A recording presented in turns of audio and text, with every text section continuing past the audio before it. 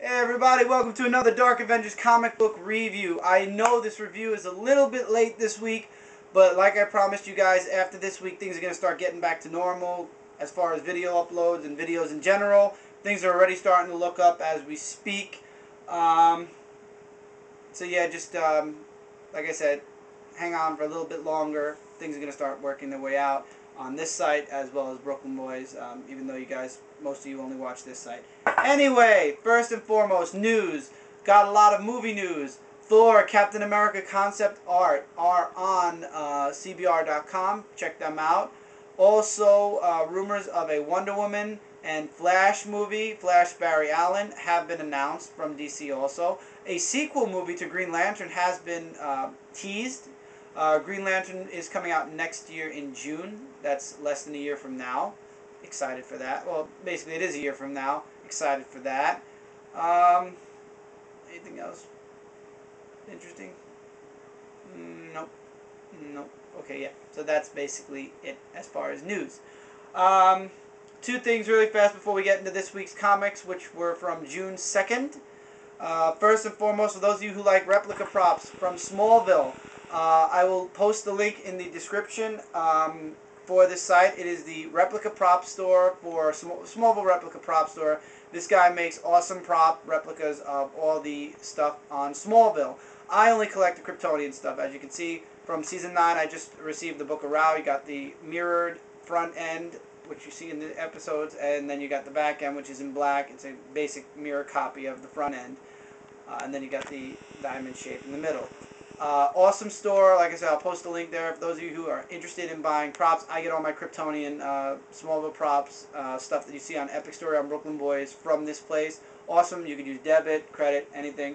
Great service. Awesome people. And now getting into Midtown stuff. For those of you who order on Midtown.com, you get this. Last week was on the list. Legion of Superhero #1 from last week's review, signed by Paul Levitz. You don't have to scan the comic, just scan the signature. And yes, you get a certificate of authenticity from Midtown Comics in the back.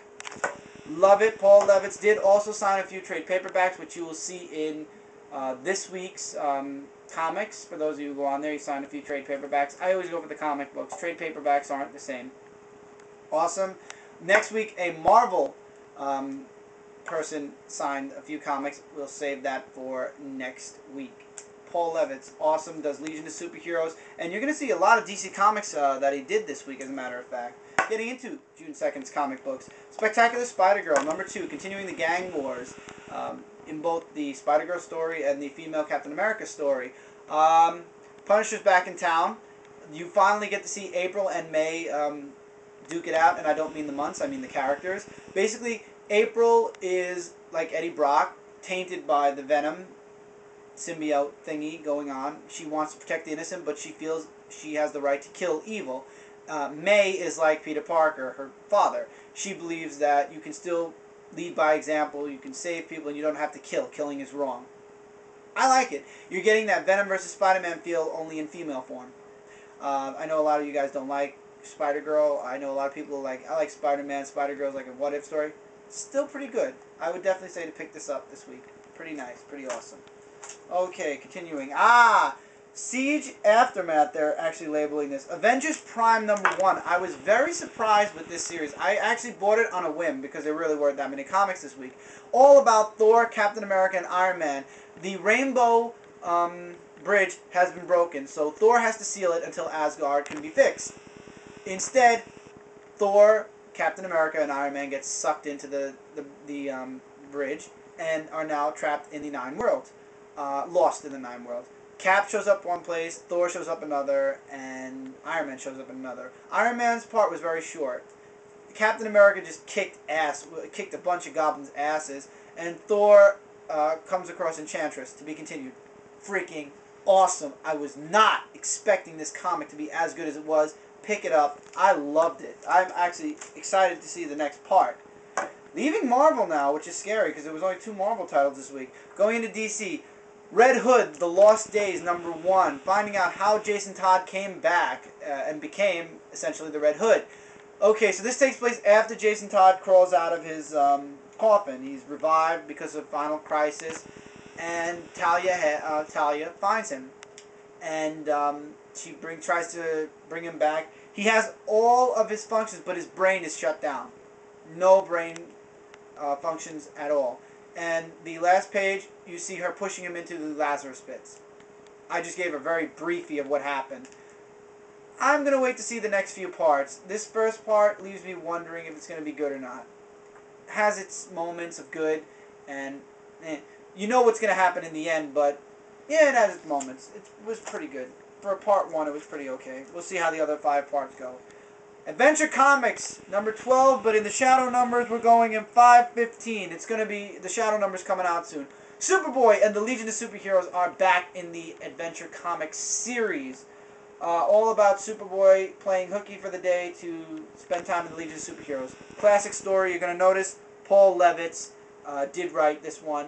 I enjoyed it. It's all about Superboy being in the future, learning about his future. You get these little moments where he's learning about some of his other superpowers, like heat vision. You get to watch him play baseball. It's got its, like, you've seen it before if you've, like me, read old Legion comics. But I liked it. It was really good. For those of you who want to get a jump start in Superboy and the Legion of Superheroes, Avenger Comics is the Adventure Comic for you. This is the Legion after Superboy. This is the Legion when Superboy becomes Superman. This is the Legion before Superboy becomes Superman. The younger Legion, let's put it that way, is in this one. And moving forward, Superman Batman Annual number 4, all about Batman Beyond and Superman in the future. Man, I hope this is just like a possible future, not a definite future, because it's pretty dark. I'm going to leave it at that. This gets you guys set up for Batman Beyond 6-part series, and it also kind of shows what happens to Superman. Lois Lane is dead. Lois passed away. And Superman basically in the end goes off to the stars, you know, to explore other worlds before his time is up. And Lex Luthor gets trapped in the Phantom Zone. Who didn't see that coming?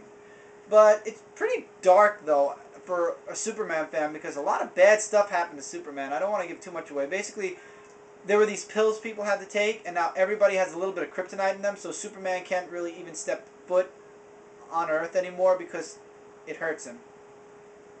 Yeah, I'm hoping this is a possible future, not a definite one, because it's pretty dark. That's all I'm going to say. But it was a really good story. Check it out, guys. And finally, Comic Book of the Week, Brightest Day number 3, with a funny scene. Once Mike pans the entire cover, I will show you guys the funny scene. You get all the stories. Actually, the Hawkman, Hawkgirl story is finally kind of picking up. I'm actually enjoying it. The funny part, okay, Aquaman, we're in here. Aquaman is trying to use his powers again, and he's trying to figure out why he's calling the dead. So he calls this. And what makes me laugh is this one. It's like, I'm calling a whale, and it eats me! Ah! So, I thought that was pretty hilarious, that part was hilarious. Then, after that, it's all grim. And John Jones is continuing his work, his detective work. Also, you get little pieces. You get Deadman versus the Anti-Monitor for a few seconds. Firestorm is separated. Jason and Ronnie are separated again. And Ronnie remembers what happened when he was a Black Lantern now. That's going to be interesting. I'm trying to find the page. No, it's not in this. Okay. And then you got the Green Arrow preview. Can't wait for Green Arrow. Awesome comic. Comic of the week, as always. I don't even think I'm going to do Comic of the Week anymore, because it's too much leaning towards Brightest Day for the rest of the Brightest Day run. Great comic, though. I would absolutely say grab it. And with that, we are done with this week. So let's run through these fast, because we're at 9 minutes.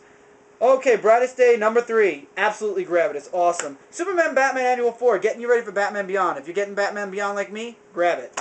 Adventure Comics number 12, Shadow number 515. Great. Love it. Superboy and the Legion of Superheroes. That's all I have to say to that. The Red Hood Lost Days number 1. Has potential. Let's hope it doesn't suck.